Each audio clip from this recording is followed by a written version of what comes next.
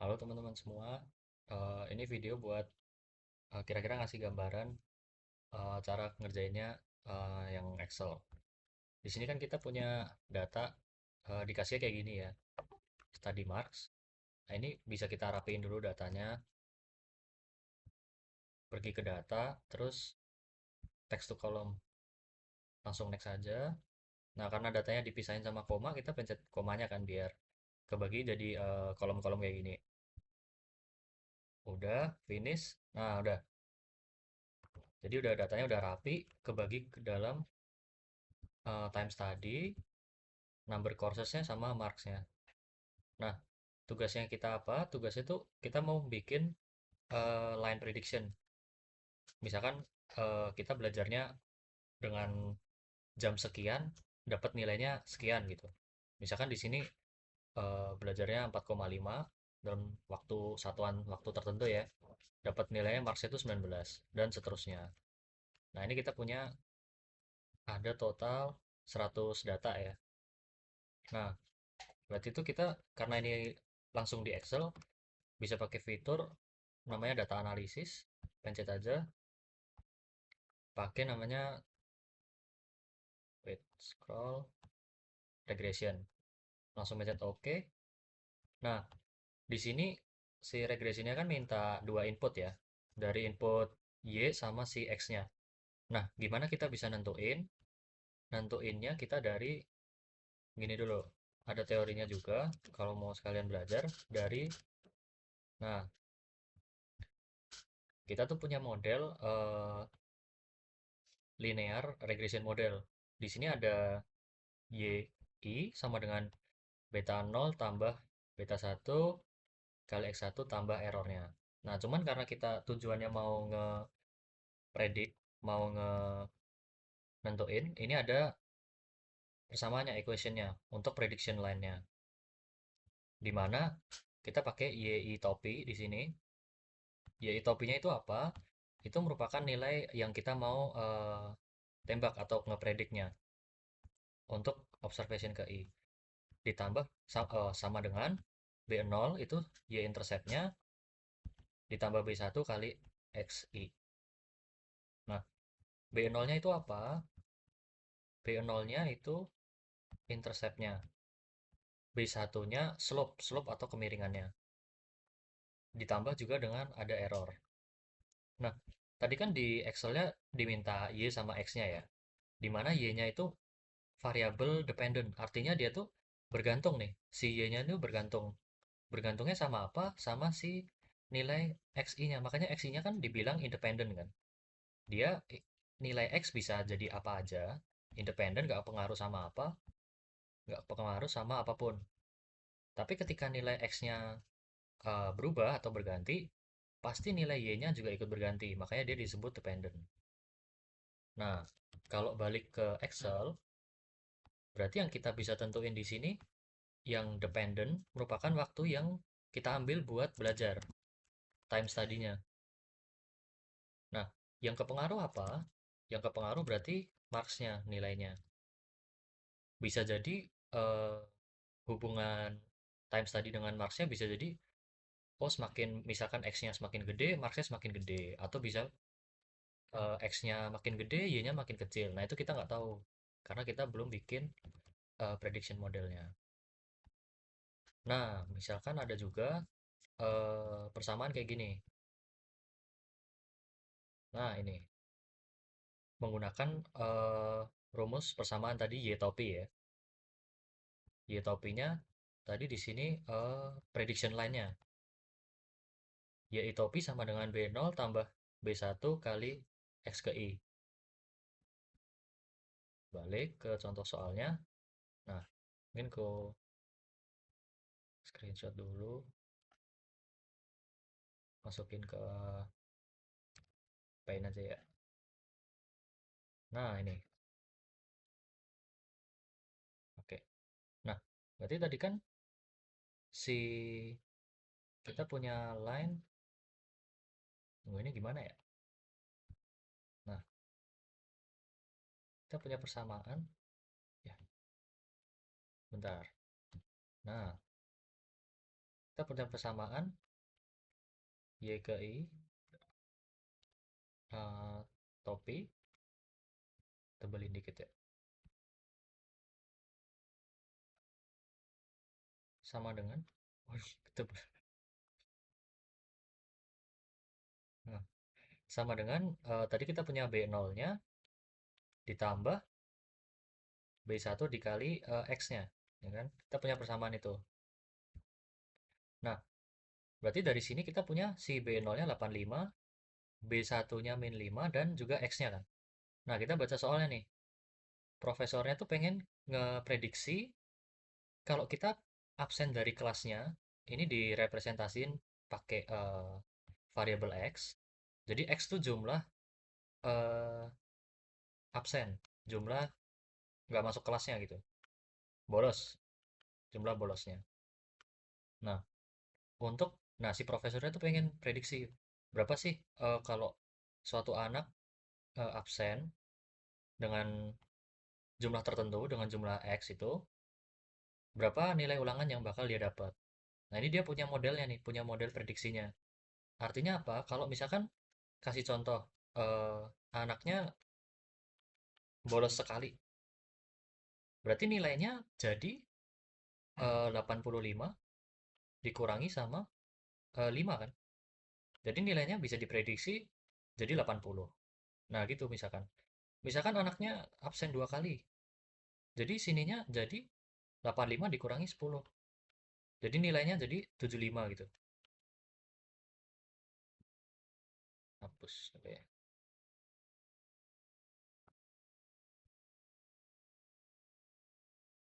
Waduh, ya pokoknya begitu. Jadi bisa kalau digambarin bisa dapet grafiknya menurun kan? Dengan di sini X-nya, sini Y-nya nih. Y-nya itu nilainya kan, nilai ulangan yang kita punya. Artinya apa? Semakin X-nya nambah, jumlah absennya kita nambah, nilainya pasti bakal makin turun. Nah, itu modelnya. Contohnya kayak gitu penerapannya. Itu kita pakai eh, Y topik. Itu buat ngeprediksi sesuai yang di buku tadi ini kan. Formulanya, equationnya itu kayak gitu. Prediction line-nya. Nah, balik ke Excel-nya. Berarti kita punya time study, kita anggap sebagai X, dia X-nya independen, berdiri sendiri, Y-nya dependen, bergantung dengan berapa lama kita belajar gitu misalkan, depend. Nah lanjut, data analisis, regression, kita input Y-nya. Y-nya ada di marks, langsung tarik, ini langsung X-nya juga bisa. Nah, ini bisa nge-select cepet, langsung Control Shift, pencet arrow bawah juga bisa, langsung biar cepet. Nah, karena tadi kita input ada labelnya nih, centang aja labelnya. Confidence levelnya 95%, yang normal aja. Outputnya kita di new worksheet. Nah, ini kita perlu residual, sama residualnya ini errornya.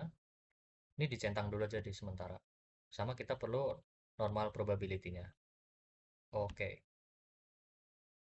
Nah, nah mungkin ada beberapa yang misalkan kalau regresinya terus jadi error tuh, coba cek di settingan ini file option, terus di advance. Nah, ini pastiin kalau pakai desimalnya bisa pakai titik yang, terus buat ribuannya buat pakai koma. Ini jangan dicentang. Soalnya datanya tuh bentuk komanya dalam titik kan, biar datanya nggak rusak. Biasanya di sini nanti malah jadinya 4500 tuh. Padahal kita pengennya di sini kan 4 koma. Nah, itu bisa dicek. Nah, ini kita udah dapet, kita bisa rapiin dulu,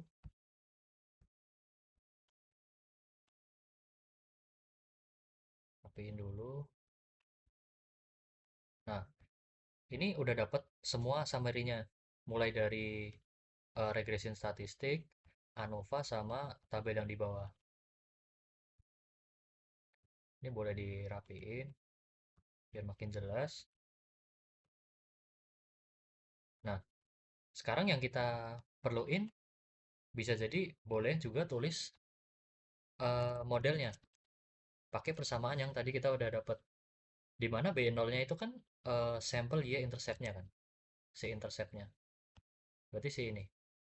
Kita bisa pakai koefisien intercept-nya, tandain ini, sebagai si B0-nya nih. Ya kan? Berarti kita bisa tulis Y sama dengan 1,223 ditambah dengan B1-nya, di mana B1-nya merupakan sampel slope-nya. Berarti di sini sampel slope-nya tuh 5,688. Karena dia kan koefisien dari si data X kan. Nah, ini kalau dilihat di sini kan dia B1-nya koefisiennya data X, ya bisa dilihat kayak gitu. Ditambah 5,688. Ini boleh juga kasih judul misalkan eh, prediction line gitu ya. Prediction line si modelnya. Nah, udah kasih bawah sini juga oke. Sebenarnya bebas mau gimana. Nah, baru kita bisa ngeliat nih. Karena kita modelnya pakai best fit model. Itu salah satu model ini linear. Nah, ini kita punya yang warna oranye predicted marks-nya tuh. Artinya ini model si Y-topinya ini tadi. Kita punya prediction line warna oranye ini. Nah, sedangkan si birunya itu ya bener-bener nilai marks-nya ini tadi yang kita datanya punya. Nah, makanya kenapa kalau tadi yang di eh, persamaan model yang simpelnya itu tadi kan ada errornya tuh. Ada ruang buat error. Pasti di statistik ada ruang buat errornya. Ini kan nggak serta-merta nilainya bakalan ngikutin si predicted marks-nya kan, line prediksinya. Bisa jadi ketika di X-nya 6, nih misalkan datanya marks-nya nggak mungkin nggak melulu orangnya dapat nilai segitu. Nah, itu kalau ngelihat eh, grafik itu, kalau misalkan besok muncul di kuis misalkan.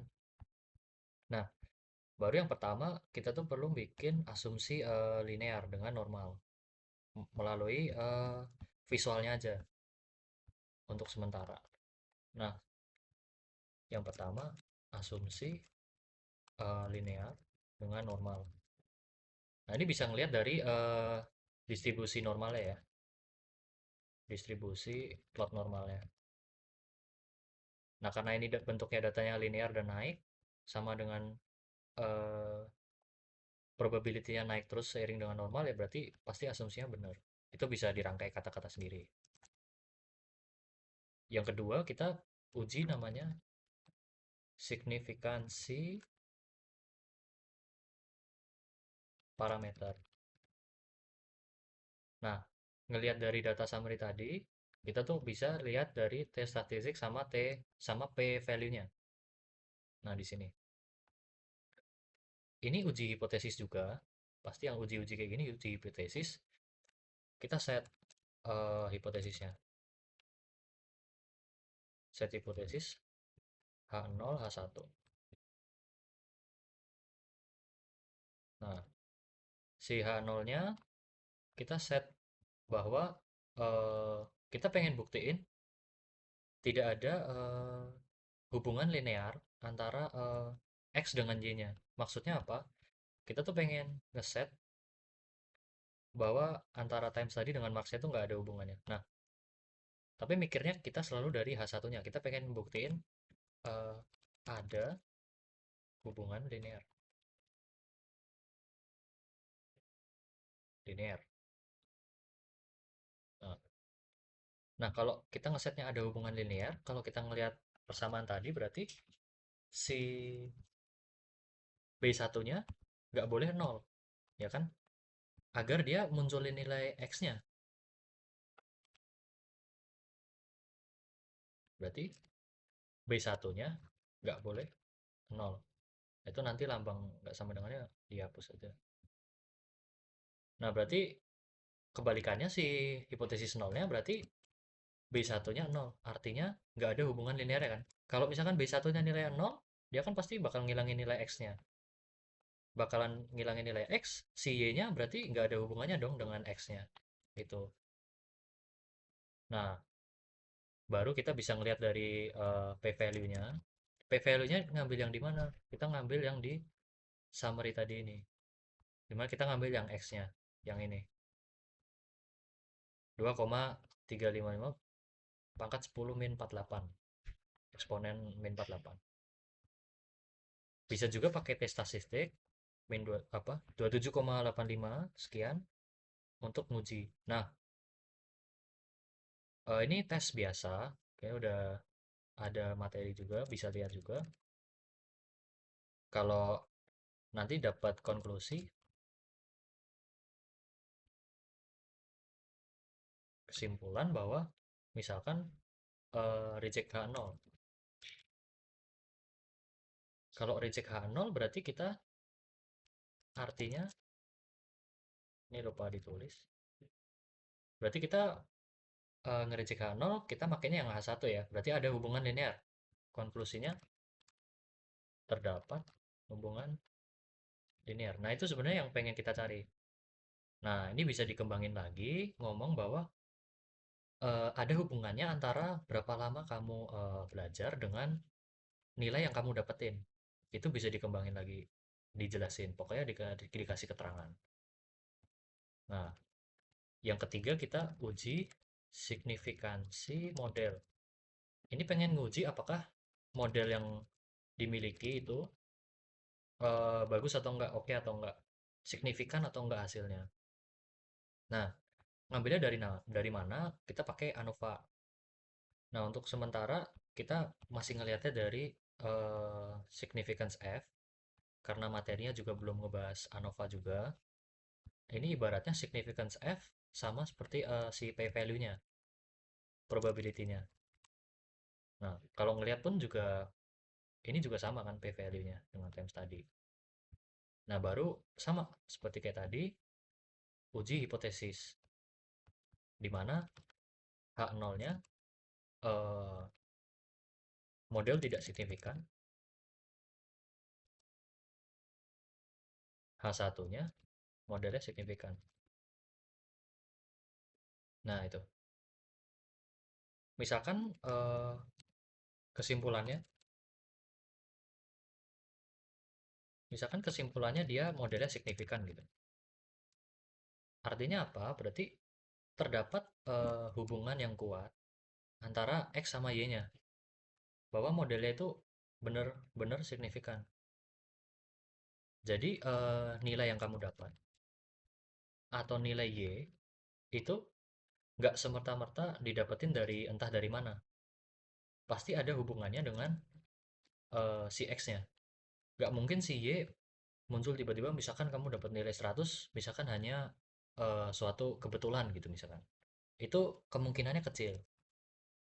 Itu bisa dikembangin lagi.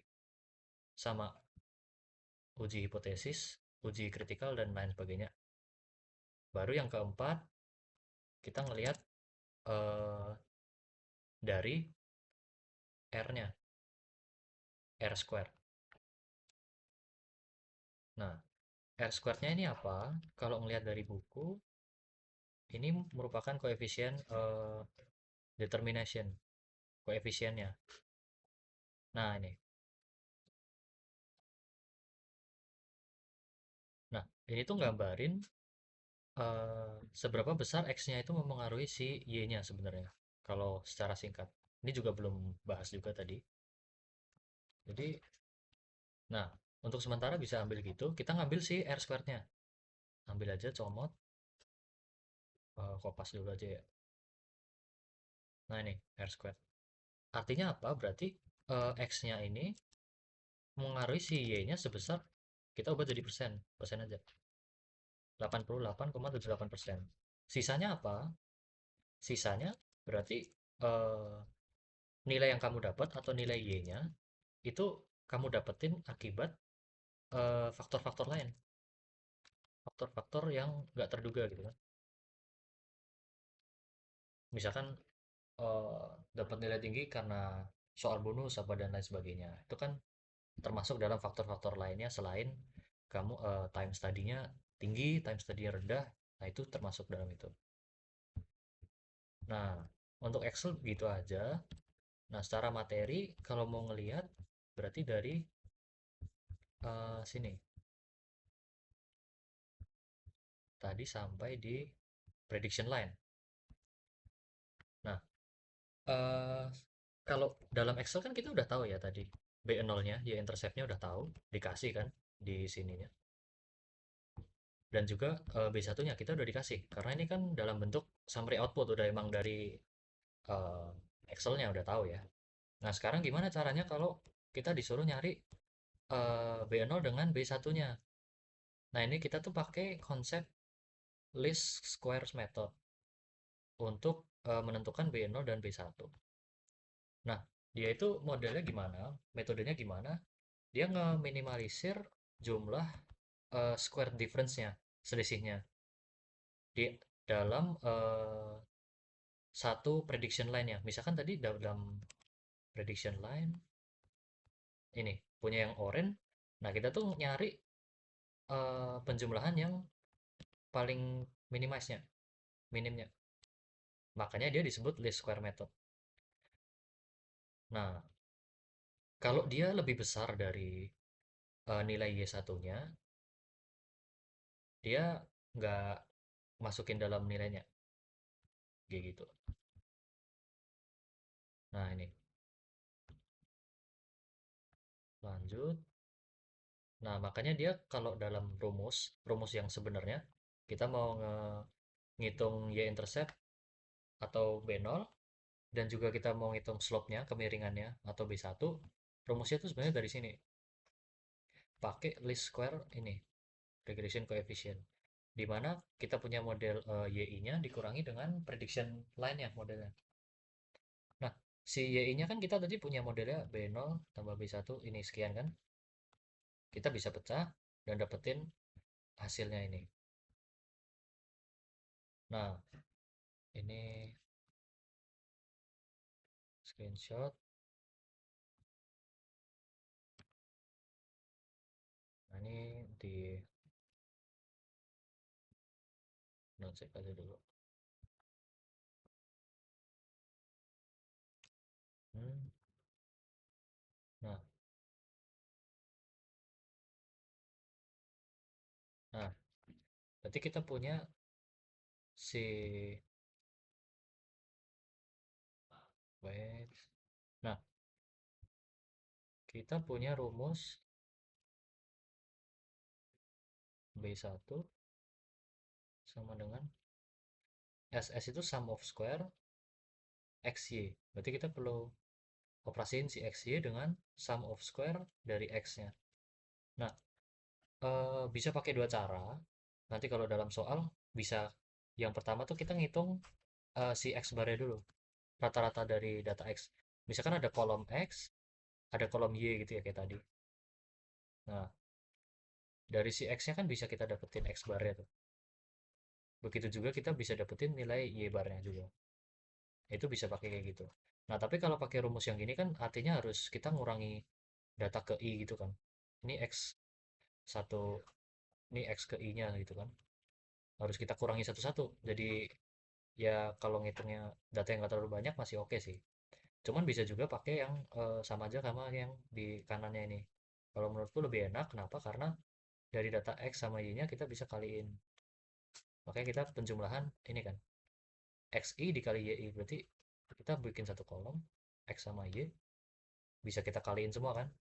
Nanti dapat totalnya, sum of-nya kan, di sini. Dikurangi dengan sum of-nya X ke Y, dikurangi ininya kan, sum of-nya juga, X-nya, dikali dengan sum of-nya si Y, dibagi N. Kayaknya lebih enak pakai rumus yang itu. Nah, yang sum of square X-nya juga sama. Kita punya penjumlahan si X-nya dikurangi dengan, nah ini dikuadratin, berarti kita bikin baru lagi ya. Kita bikin untuk yang kuadrat gitu misalkan. Kuadrat, kita jumlahin semua, dapat totalnya kan. Dikurangi dengan total I-nya, X-nya dikuadratin dibagi N. Nah, itu. Udah, sisanya tinggal dihitung pakai kalkulator. Nah, Nah, itu tadi untuk B0, sorry, tadi untuk si B1 ya, slope-nya.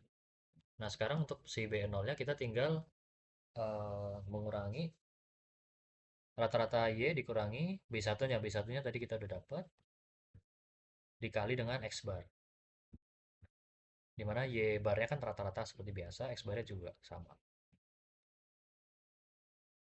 Nah, ini ada kayak tadi ya, kayak contoh soalnya, kita ada kolom X, kolom Y, kita ada kuadratnya untuk semuanya, juga X dikali Y-nya. Nah, ini kita operasiin penjumlahannya semua ya yang di bawahnya ini. Sum of, sum of, sum of. Nah, ini tinggal kita input sebenarnya. XI dikali YI gitu kan. Kita punya X dikali Y, 382, dikurangi dengan sum of X, sum of Y kan. Sum of X di sini, sum of Y-nya juga ada. Masukin, dan dengan jumlah N-nya 14 di sini kan. Nah, udah. Masukin kalkulator, dapetin hasil B1-nya segini.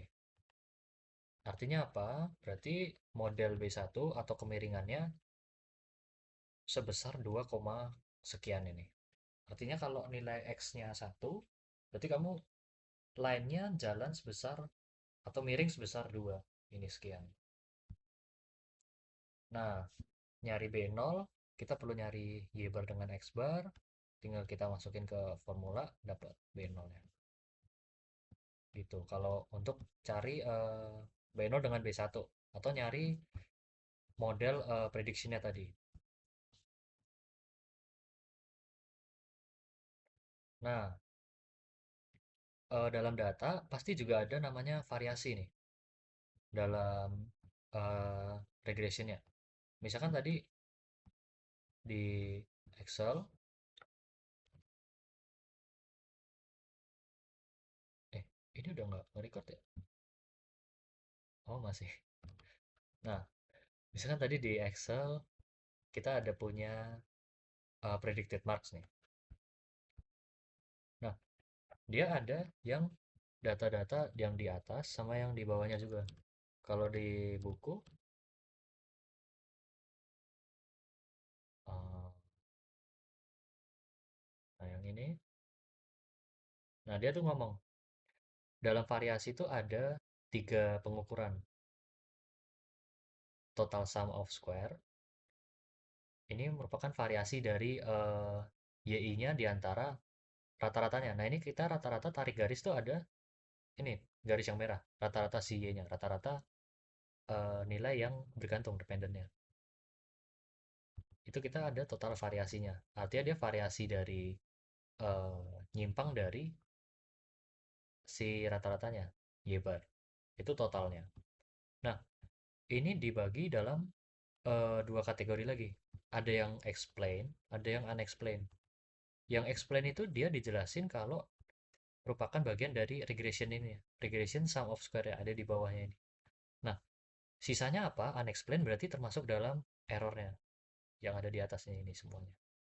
Nah, makanya kalau rumus SST, sum of square yang total, ini SST, dia tuh merupakan penjumlahan SSE-nya, errornya, ditambahin dengan SSR, sum of square regressionnya. Makanya kalau kita lihat di formula, nah ini, SST sama dengan penjumlahan dari SSR, regression sum of square-nya, ditambahin dengan errornya, SSE-nya. Berdasarkan perbedaan YI dengan Y topinya ini. Nah, total sum of square-nya kita juga bisa ngelihat dari perbedaan Y ke I atau garisnya berdasar dikurangi dengan Y barnya. Kan tadi kita definisinya ngelihatnya dia perbedaannya dari YI dengan Y barnya kan. Kita juga bisa ngelihat dari situ. Bisa kita kurangi total sum of square-nya. Nah, SSR dia ngejelasin pakai Y topi dikurangi Y bar. Ini ya rumus saja sebenarnya. Dia yang versi explain-nya, variasi yang tadi ada di bawahnya. Atau kalau yang tadi di Excel, yang di bawahnya itu variasinya. SSE juga sama, ini juga rumus, dan lain sebagainya. Nah, ini yang tadi, R squared, koefisiennya ada SSR dibagi dengan SST-nya. Artinya, kalau kita interpretasiin tadi, seberapa besar X-nya tuh memengaruhi si Y-nya. Karena dia kan ini ngomongnya koefisiennya kan. Ini koefisien. Nah,